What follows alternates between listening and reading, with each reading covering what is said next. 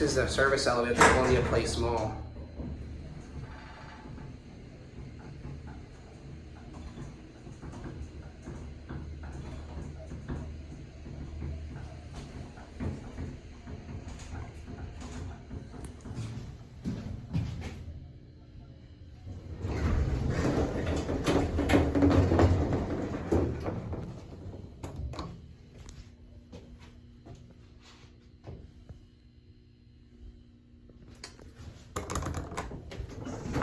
Look, it's got the bumper.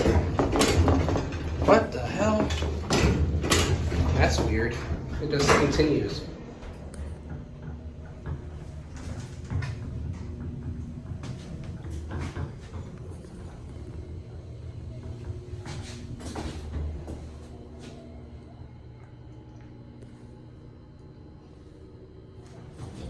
It's a nice size elevator. Pretty rickety, but it's service elevator, so what do you expect?